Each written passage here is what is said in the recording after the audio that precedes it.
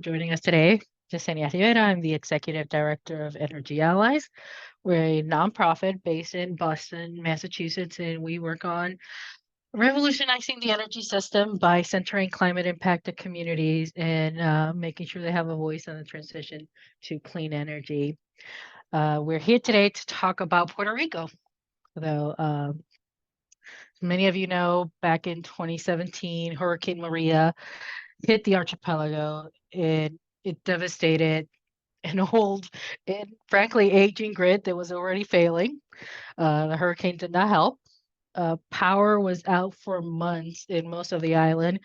And in some places, in particular up in the mountains and the city islands of Culebra and Vieques, power was out for almost a year or a year and a half. It was one of the worst hurricanes the island has seen in over 100 years. Unfortunately, the grid is still very shaky. David was just telling me while we were waiting, his power went out this morning. So anytime we have a storm, another hurricane, no matter how mild it is, the grid will go down. That's what they have been living with since Hurricane Maria. Uh, During the hurricane, we know that we lost between 3,000 to 4,000 lives, and most of them were lost because there was no power, there was no water, not because the hurricane or the winds or flooding, but because people lost power after the hurricane. The majority of those that were affected and that died were either elderly or under-resourced families because they did not have access to power and water. So this transition to solar and storage for Puerto Rico is literally about life and death. It will make that's how deep this is. I know we talk about transitioning to clean energy and why it's important to access clean energy. But again, 3 to 4,000 lives were lost, not because of the winds, not because of the flooding, but because they did not have access to power after the hurricane. So, and even though Puerto Rico has a mandate for 100% clean energy by 2050, you can add that the majority of Puerto Ricans want to transition to clean energy. I think we're seeing about 2,800 new systems come online every month. You have a electric company contractor, because they privatized the electric company. It is now run by Luma, that has access to basically $12 billion of disaster and recovery fund. Disaster and recovery fund that, if you ask the majority of Puerto Ricans, they would rather it be used for renewable energy, for solar, for storage. Unfortunately, due to the way the contracts are signed, Luma has complete say over that recovery fund, and they are insisting on rebuilding a centralized fossil fuel grid that had failed the island time and time again. And even if you put a brand new grid, if it's still centralized, if it's still run by fossil fuels, it will continue to fail. Every hurricane. I mean, you have an island that's surrounded by water, by wind, and sun is shining most of the time, and yet they have to import every ounce of fossil fuel. 97% of their energy comes from fossil fuel imports, which again are disrupted during a hurricane, during a storm, or a climate disaster, and also lead to excessive energy bills. My parents are still on the island, and I think I was talking to a couple of folks this weekend, and I was looking at their energy bill from January. They were home for about a month. No, they were home for about a week of that month. They still had a $265 energy bill for 1 week they were home that month. Why? Because the majority of that energy comes from fossil fuels that's being imported. 65%, 62, 65% of that bill is because of that importation of fossil fuels. Now imagine if they could just turn that around and use the sun that they already have access to, the water and the wind that they have access to, how much cheaper their energy bills would be and how much reliable their grids would be. You know, you're looking at an island that the average income is close to $22,000 a year. And even though we know the price of solar has come down greatly over the last couple of years, that's still 14, about $14,000 for a solar system that doesn't include storage. And you're asking a family that makes $22,000 to cover solar storage so they can stay alive. That's more than what they make in a year. you know so when we talk about this transition to clean energy, we have to take in mind that not everybody has access to solar, to clean energy, and that's what we're here for. We're here to make sure that everybody that wants access to clean energy can have that access, whether it is through rooftop solar installations, or in the case of most folks that rent or live in a multi-housing building, through community solar. Now, there are ways that we can make sure that this transition is equitable and just, and that we not just swap out fossil fuels for renewables, but really reinvent our energy system. I say Puerto Rico is in a very unique position. We have $12 billion of taxpayer money set aside for recovery, for disaster mitigation, to rebuild a grid. If we can make this a decentralized grid, we can focus on energy democracy and building renewable energies and making sure that we're listening to the people, and take that $12 billion of taxpayer money and put it to use where the people want it. We can make that work anywhere. We have a case study ready for us, handed to us because of the circumstance of Hurricane Maria. And we need everyone's help to make sure that the administration's listening, that the folks in charge of that money are listening. So I'm going to hand it over to Selena and David to introduce themselves, and then we'll go from there. Selena? Thanks, Yesenia. Hey, everyone. My name is Selena. Use she, her pronouns, and I'm with the Energy Democracy Project. We're a network of about 40 organizations that are spread all across the country, from Alaska to Puerto Rico, who are really fighting for a democratized, decentralized, and decolonized energy system. My role at the Energy Democracy Project is coordinating the national narrative campaign Refocus, which stands for Reimagine Energy for Our Communities US. And Refocus is really trying to support people in recognition that all across the country, we are all connected, and that energy is so much more than just technology. It's more than distribution and transmission lines. It's more than solar panels and battery storage, but it's the sun, it's the soil that nourishes the food that we eat. It's the connections that we have with one another. So when we reframe our thinking around energy, it really opens up entirely new possibilities about the ways in which we reimagine a future that allows us to thrive and that allows future generations to come to do the same. And one of the biggest messages that I often give to people in helping them make the connection to Puerto Rico, because as we know, Puerto Rico is a small archipelago of islands, and there are many Puerto Ricans in Puerto Rico, and there are millions more in the States. And, there's a real disconnect there. I'm calling in from Lenape land in New York City, and I'm 1,600 miles away from Puerto Rico. And so I recognize that people feel that distance. So how can we feel connected with the efforts that are happening in Puerto Rico with the vision for solar and battery storage as pushed by Queremos Sol and the coalition in Puerto Rico? And I tell people that, whether we live on the Caribbean coast or we live in the country or in the city, we all know that energy is central to our homes and to comfort in our homes. It's what keeps us warm in the winter, it keeps us cool in the summertime, and it's what's really helping us survive as climate change intensifies. And what's stopping us from having that comfortable home is centralized power. These energy authorities and energy companies that are profit motivated, holding on to power and keeping people from having a real say in the designs of their energy system and what it looks like for the future. So with the $12 billion that's on the line in Puerto Rico, I tell people, this is not just a matter of supporting the vision of Puerto Rico, this is solidarity.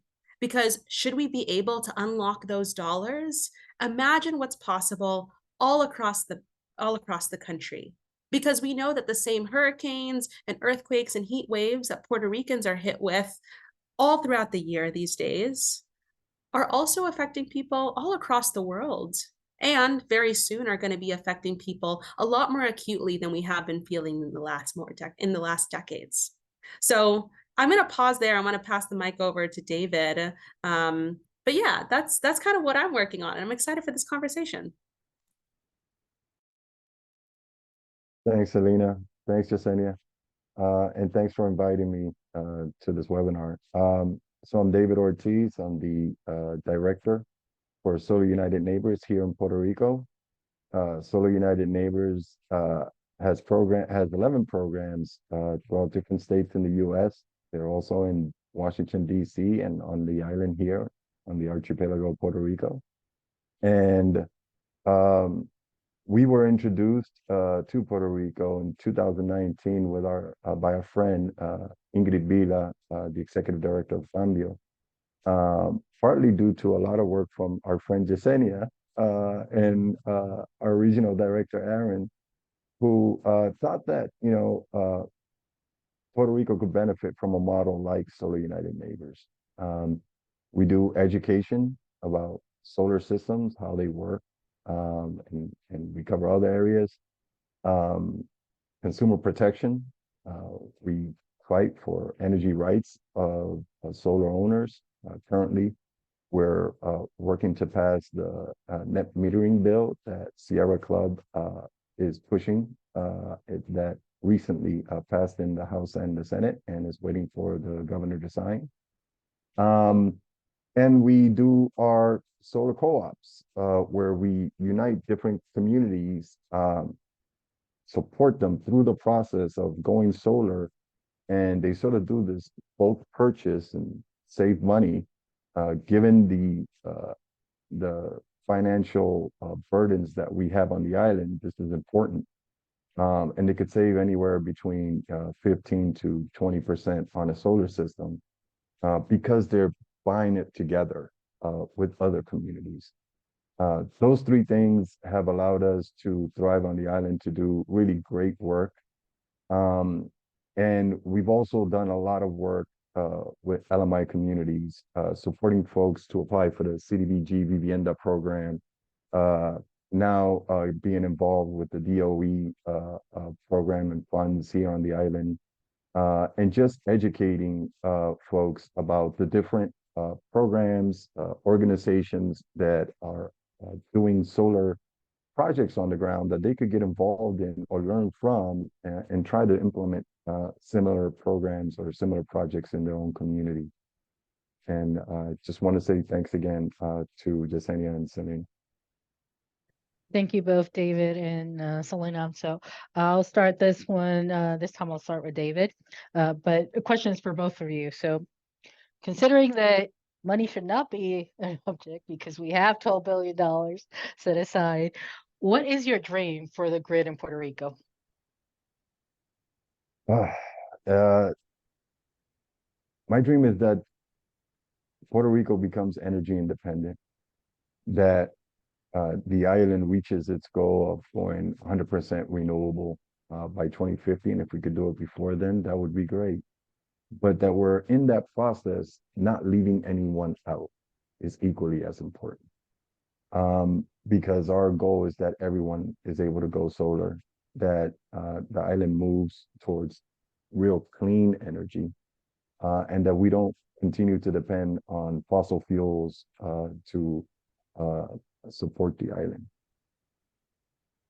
Thanks, David. Selena? Yeah, I want to echo that. And as someone who is not currently living in PR, I see my role as amplifying the vision that has been set forward by folks who have been on the ground and have been facing the real impacts of intensified climate change. And I have so much respect for your work, David, and the work of all of the members of Queremos Sol and the folks who are really pushing for that new vision, Puerto Rico, of one in which people have real control over a decentralized energy future that doesn't pollute their backyards, that doesn't throw pollutants down the waterways, that doesn't require more dredging along the coast, that doesn't shut off, just as with all across the country, we want a reliable energy system and one that is safe so that, no matter what time of year, no matter the weather, people can still feel comfortable in their own homes. And for me, in amplifying that vision of Queremos Sol, that's going to look like solar and battery storage that's distributed across the island, no matter folks' income levels, so that it really is accessible and inclusive of everyone.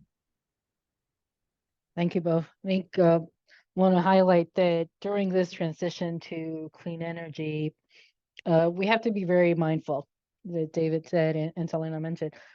You know, we're at risk of just swapping out fossil fuels for renewables and leaving an extractive energy system.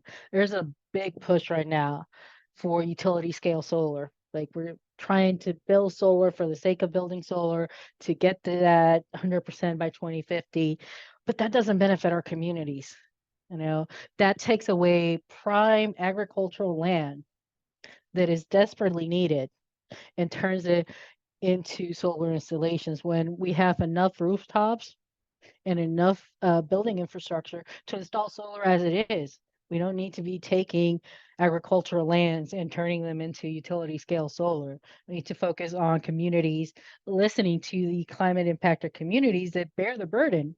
Like I said, Hurricane Maria affected everyone. It just did not affect everyone equally. You know, there were parts of the island that did not have power, like I said, for almost a year or more. There were parts of the island that have no access to water, to energy, to basic necessities as food for weeks at a time because of the hurricane. Not everybody felt the effects of the hurricane equally, and we need to listen to those folks that bear that burden, that were the most affected by the hurricanes and that are still being impacted by climate change. We need to follow their lead because they know what they need and how they can make their lives better. We just need to listen to them. So that's it.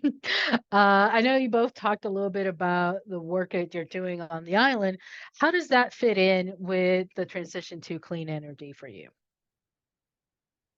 And either one of you can start.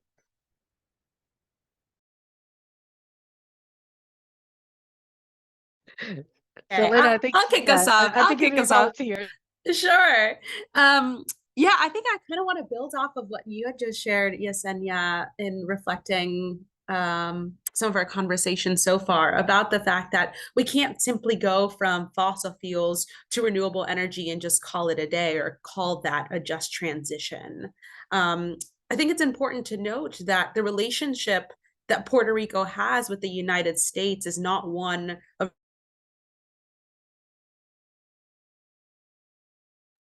Think we lost Selena.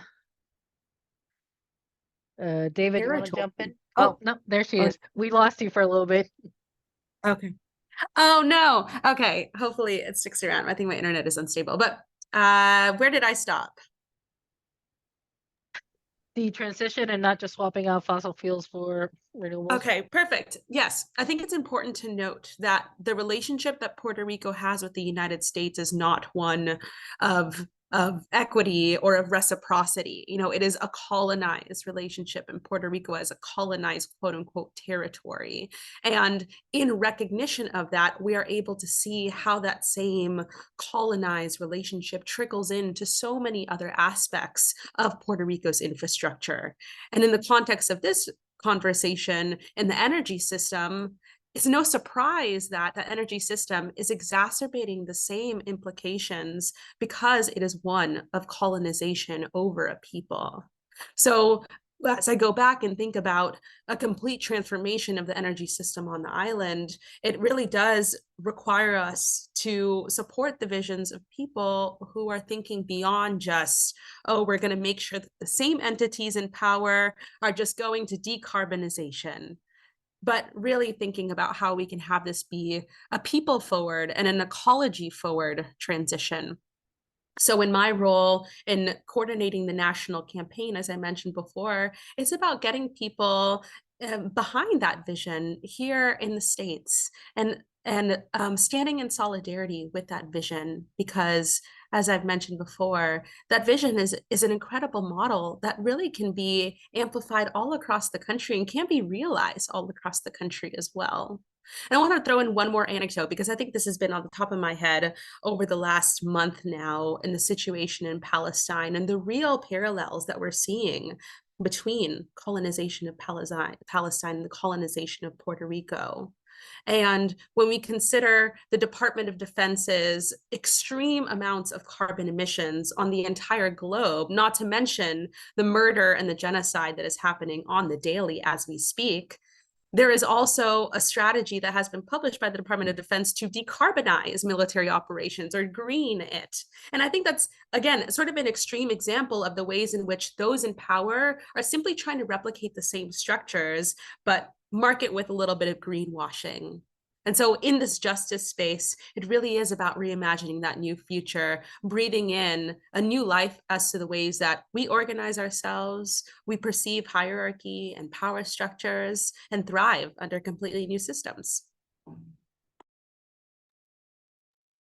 Thank you. Yeah, I want to go back to a little bit to my experience shortly after Hurricane Maria, because if there was one thing that stood out to me, I was then with another organization in Puente, where we distributed over 15,000 solar lanterns and solar fans and food.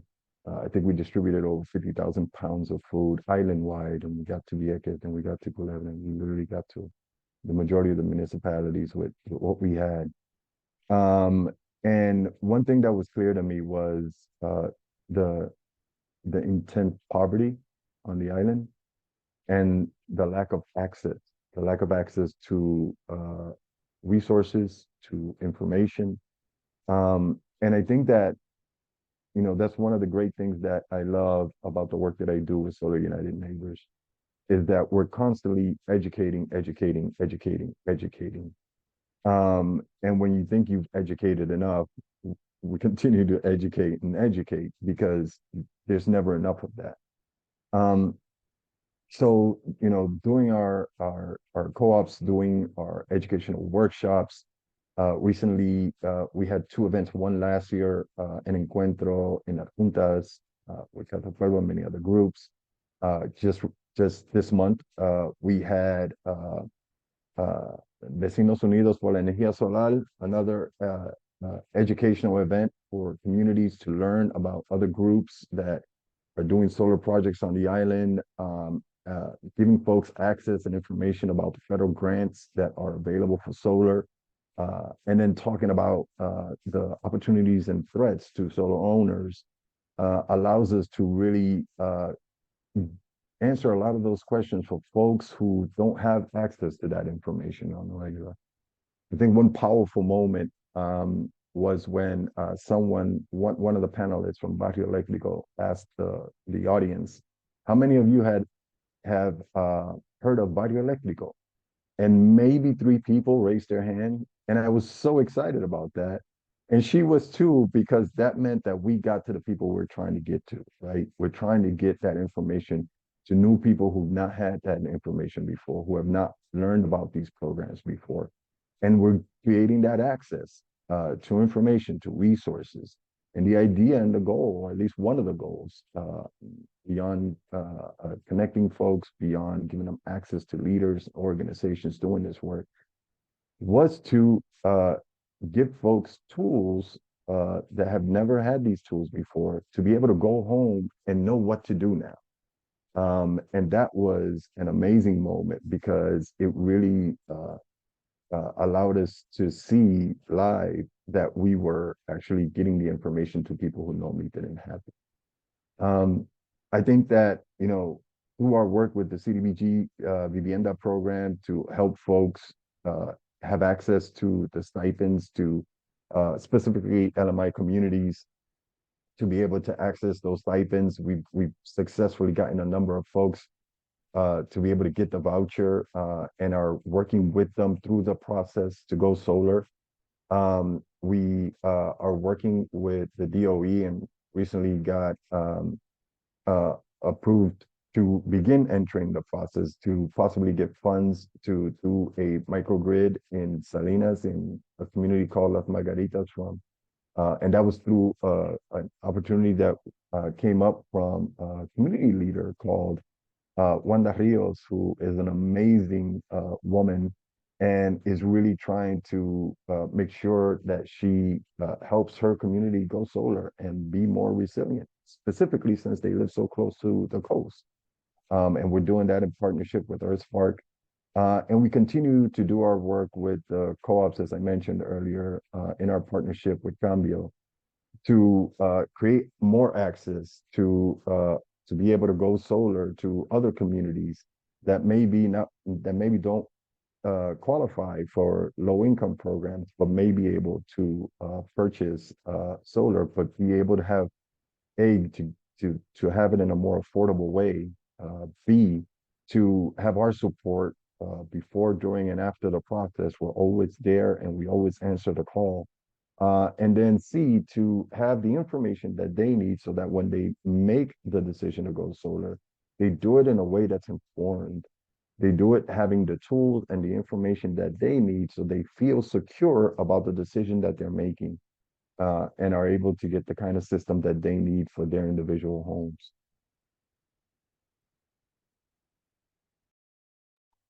Thank you, David. I think, yeah, I can't say it enough. Like, we are at a moment in this transition that we need to be vigilant, but we also need to be bold. You know, we this electric system, this entire system was not designed to serve everyone.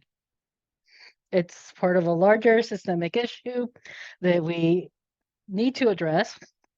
And we have that opportunity right now. We have that opportunity in Puerto Rico to reimagine an energy system, to reimagine it in a form that benefits everyone, regardless of their income, regardless of where they live, regardless of who they are, a system that works for everyone, that works for the people.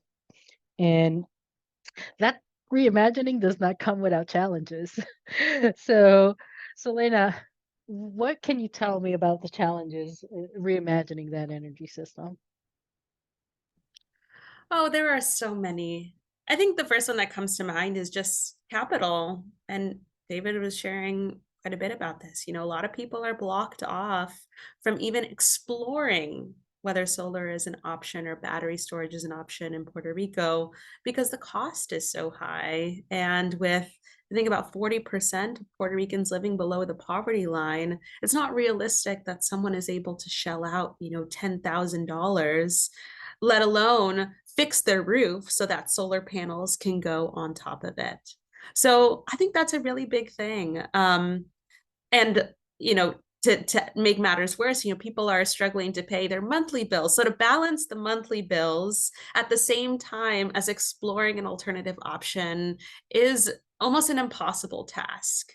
So I'd say that's a really big one. And I think the challenge of capital is something that is felt in so many different ways, from organizational challenges and groups that are both on the ground and doing advocacy work at maybe even the state or the federal levels, facing real blocks to the amount of capacity they can hold in doing their work because funding is tight. And then I'd say another one is that the perception of the energy system in the modern day is one that has been shaped by an energy system that has really only existed in the last 150 years. And we're really forced to swallow the status quo of the energy system. So where I live, in Northern California, there's Pacific Gas and Electric. It's a top-down control of an energy system, just like Luma Energy has over the system in Puerto Rico. We have no choice but to engage with PG&E, and PG&E lights fires, literally murders people from those fires. They'll put us into blackouts. They really don't have anything to promise us. They're not beholden to us. They're beholden to their shareholders. They're beholden to their bottom line in the same way that Luma Energy is beholden to their own bottom line and their shareholders. So given this context and the tangible realities of the world that we're living in, I recognize it's really hard to reimagine that energy future because we're just trying to survive out here. We're just trying to make sure that we can keep the lights on tomorrow. I know a lot of families all across the country are struggling between the decision of paying for their energy bills and paying for groceries that week. And that is a hard and true reality. So to ask people to step outside of that and step into reimagining is a big ask. And I want to take accountability in that. I think as a movement, we've got a lot of work to do to support people in safely stepping into that space of reimagining, and knowing that given that there are so many people that are linking arms and arms with each other as standing or sitting side to side one another, we know that we can move this forward. And we know that there is going to be a thriving future, because we're not going to stop until that's a reality. And yes, it's a movement that's going to span generations. It might not be realized even in my own lifetime, but I want to be able to know and say that, I put in the effort, and that effort is going to be continued for continued time. I fully agree with Selena. And I'd add that, there are two big ones. The current economic situation on the island, food is really expensive right now. You're seeing it in the States. You could imagine it's even higher in Puerto Rico, because 98% of the food that we get it's imported from the US. The cost of electricity, as Yesenia mentioned, I don't have solar because I don't own my home. And we saw moments last year where in June and July during the summer, we had, electric bills of almost $500 a month. That rivaled what I pay for my daughter's education. When your electricity bill rivaled, you're paying for your child's education. Luckily, I only have one right now. My stepson is grown, and so we've only had to pay for one. It's concerning. And so, not everyone has the means to pay for high electricity bills. So people are having to make a choice between putting food on the table and paying for the electric bill. As the son of a single mom, that's always been something it's the reason why I do what I do. Because I was the son of a single mother, 4 children. And remembering how she struggled to put food on the table then impacts me, because I know that there are women, single mothers right now, and single fathers that are struggling and making the same decision, and they're struggling to put cereal on the table and pay that high of an electric bill. The other thing is that we have the constant threat of hurricanes. And, we had problems with earthquakes in the southern part of the island. So, we're being impacted by these things, and we have to prepare for them regularly. Are we better prepared than before? Yeah, because we're more conscious. Yeah, because we've learned, we've adapted. Nonetheless, as Jasenia mentioned in the beginning, the electricity or the power goes out, and you have no access to water. It literally becomes mayhem in the streets, and everybody's trying to just survive. The other challenge, I think, is education and information. Education and information. There isn't enough of it. There just isn't enough of it. So working with other groups to make sure that we get that information, doing conferences like the one we just recently did, and having opportunities like this webinar to create more awareness of the information that's out there. What are the benefits to solar? What is the technology that's currently being used on the island? What is the most dependable technology that is currently being used in the island? What kind of system do you need for your home? Most folks think that you could look out at a home and say, okay, so I think based on the size of your house, you need this system. No, you need to look at the bill and look at your yearly consumption. And based on that, that's how you know what type of solar system you need, what size of solar system you need. And then there's lastly, those folks that can't afford to go solar on their own. And their systems, actually, I want to add one more thing to that. Their consumption is so small that going solar doesn't make sense because it's not financially feasible. It doesn't make it's too costly. It'll cost more than staying on the grid right now because they live in the mountains and they don't use an AC as much, or they don't consume as much electricity. So they're making a choice between paying $50 to $60 in their case because they're in the mountains and they consume very little. Or going with a solar system that'll run them about $200 a month, which they don't have. So those are decisions that are being made every day on the island. And then lastly, information about the federal programs that are available, right? Accessing that, knowing that they could qualify for those programs. Most folks assume that they can't. And so they don't do the research and they don't search for it and they don't try to access the information because they automatically think they don't. And then when we work with them and other groups work with them, they start to realize that, you know what, I actually do qualify, or I don't qualify this time around, but will qualify them in the next round.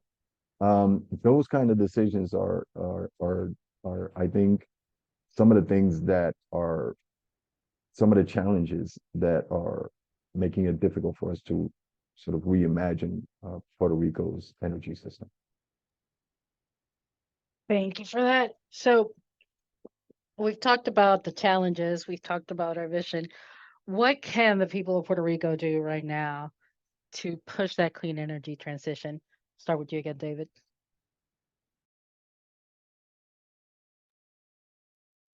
Uh, First, we need to get net metering passed.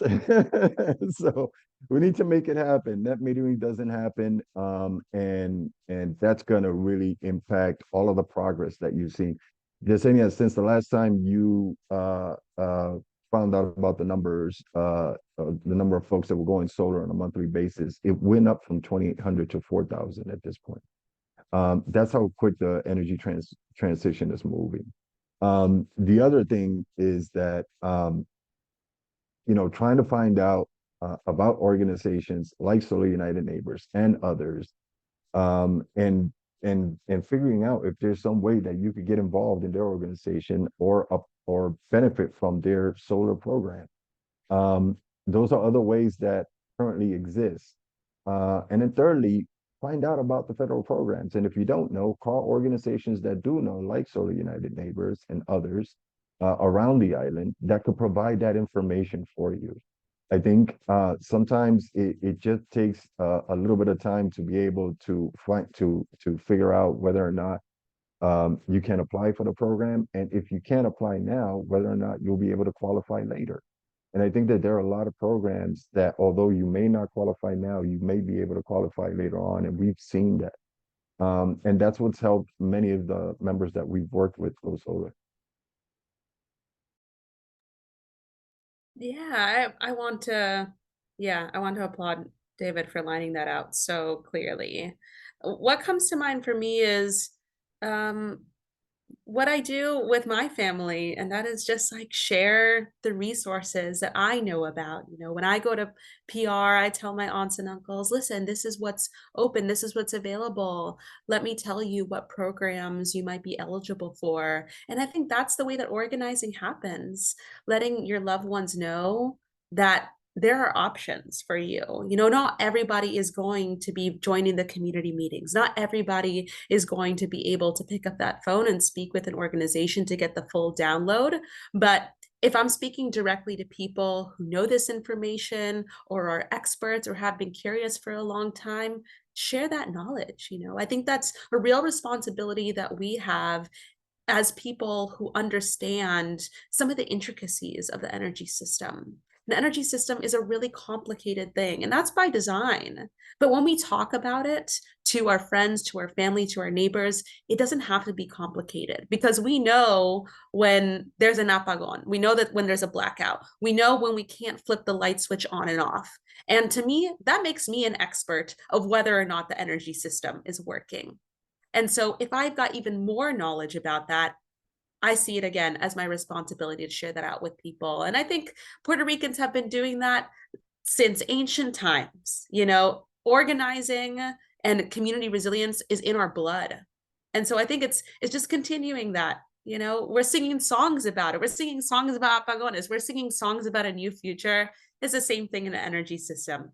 And I feel that every time I go to PR and I talk to people. I think that there's a real excitement around what's possible. Thank you. I just wanted to mention for folks on the webinar, if you have any questions, feel free to type them in the Q&A or chat. I'll bring them up in a few minutes. But one of the things I wanted to add is we need a real push for community solar on the island. We don't have real community solar. Like David said, there's a lot of folks that live in apartments, that live in multifamily buildings. And even if they do own their homes, that doesn't mean their roofs is good enough or in good enough shape to actually install solar on it. So if we are going to have a just transition, if we're going to push and not leave anyone behind, we need to mean that we need to push for community solar so that everyone can have access to solar, regardless of whether or not they're a homeowner, whether or not their roof is in decent condition. You know, we need to change the equation, so to speak. Now, I know I was talking to Ruth Santiago over the weekend. She's an amazing organizer on the island, and I think we all know and love Ruth.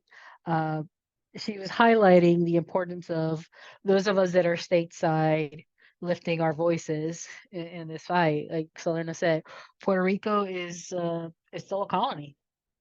They don't have representation in Congress. They don't have a voice or a vote in Congress. They don't vote in the elections. So it's hard for just Puerto Ricans to be pushing for this transition because they're not necessarily heard. And that's where those of us that are stateside can come in. So, Selena, what can we do if we're stateside? Yeah, well, a simple way to stand in solidarity is to sign on to some of the actions that Energy Democracy is coordinating alongside our national partners. You can go to energydemocracy.us/refocus, energydemocracy.us/refocus, and you'll be able to find out more about the story of what's going on in relation to the $12 billion. Sign on in solidarity, whether you're an individual or you're an organization. Thanks for dropping that in the chat, Yesenia. And this is a powerful way for us to be able to be shown alongside the efforts that are directly fueled, planted, seeded by folks in Puerto Rico and have been doing this work for so long, not only in the brainstorming and some of the dreaming around this vision, but the real fighting. You know, they're doing everything from holding rallies to going to the federal government to make sure that their voices are heard, and so that there's really a wonderful opportunity for us to be able to show up in solidarity at this boiling point of a moment in history where the electrical system in Puerto Rico needs to shift in order for folks to be able to survive as hurricanes intensify, as heat waves intensify. And I think that's a really powerful way. And kind of going back to my previous answer, talking to more people about it and also what David was sharing, learn more about what's going on in Puerto Rico and start to see some of the parallels with what might be happening in your backyard. And in that same convening that I was at with Yesenia this last weekend, I was able to hear stories from all across the country who are saying very similar things around, you know, a utility or a power authority that is really blocking the opportunity that communities have to realize an empowered energy future for them. This is in Detroit with DTE. This is in the South with Tennessee Valley Authority, PG&E where I live, in Texas. You know, these stories are part of a playbook of power hold been used time and time again since colonization. And on the flip side of that, given the conversations that we're able to have as real everyday people, we have our own tactics to use as well. And I encourage people who are watching the webinar to tap into the tactic of signing on in solidarity and find out more ways to get involved.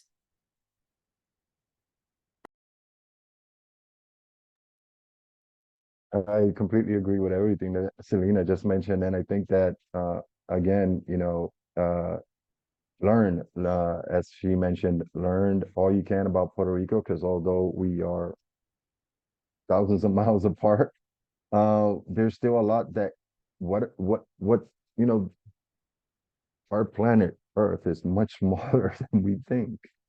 And there's a lot that can be learned about what's going on in Puerto Rico and the environmental impacts in Puerto Rico that will be applying to other folks where they live too. And those are things that you can learn from and prepare yourself and your community, your family better uh, in terms of the future. And the other thing is to, get involved in activities that support Puerto Rico, vote, go to the polls, um, and donate and support organizations that are doing work in support of Puerto Rico. There's a lot of amazing groups that are doing great work that are trying to move the issue of energy and solar energy on the island and outside of the island. Get involved and try to help. I think that's, those are my three big recommendations. Thank you, David and Selena. So we have a question from the audience, which actually is part of a question that I was poised to ask next. These are different times. We're a year and a half into the signing of the Inflation Reduction Act. So as historic as it was not Build Back Better. It does not have as much energy democracy and energy equity in it as those of us that worked on advocating for Build Back Better would have liked. But, again, going to the fact that Puerto Rico is a territory, it's still a colony. What are the parts of the IRA that they can access or can't access? David? So they can't access in terms of IRA, they can't access the 30% rebate. There's no access to that. That's specific to the US. Um, uh, Through nonprofit, there could possibly be an avenue there where that could happen, but it's challenging and it's very tricky. The other thing is accessing the rebates for electric vehicles, both new and used. Those are my understanding right now, the only ways that you can access IRA on the island. Selena? I'll be honest, I know very little about how IRA dollars are being distributed. This is in Puerto Rico and in the States. I think it's a big maze that I personally haven't been diving too deeply in. So I trust David's share. And I think that's a big issue with IRA. There's all this federal funding, there's all these incentives. First of all, it took Treasury and the federal government way too long to issue regulations, to issue the rules on how this money is going to be distributed.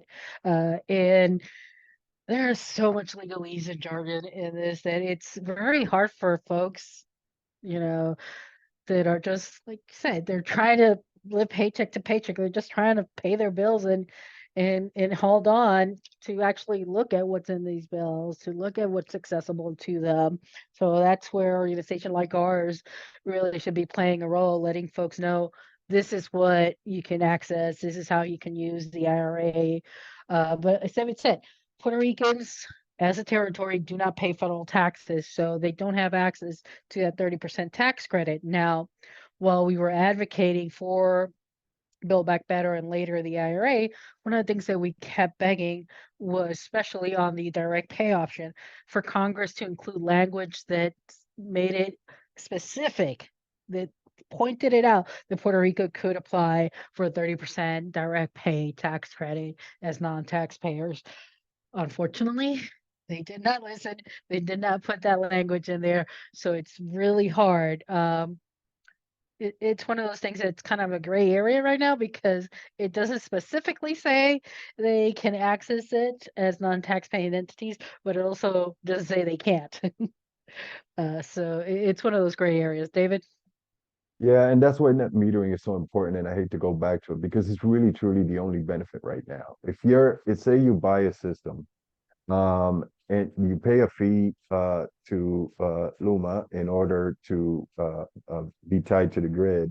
And the energy you produce in during the day that's a surplus, you get a credit for. And that credit pays for the electricity that you consume from the grid at night. And that's what's able to allow you to afford paying for a system and paying this normal fee. If net metering didn't exist, you'd be paying for the electricity that you're consuming at night and the system. It'll throw you back up to easily $300-400 a month.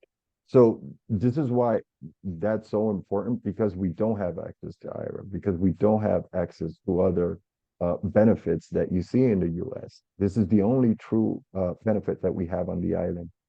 The closest thing to IRA that took place happened recently with the CDBG program, where they gave vouchers. This was a voucher that was given to the middle class that covered 30% of their of a solar system purchase, or up to 15,000. That was the closest thing we had to IRA, but that was only available, I think, to 6,000 folks, and that went like that in like within 40 minutes.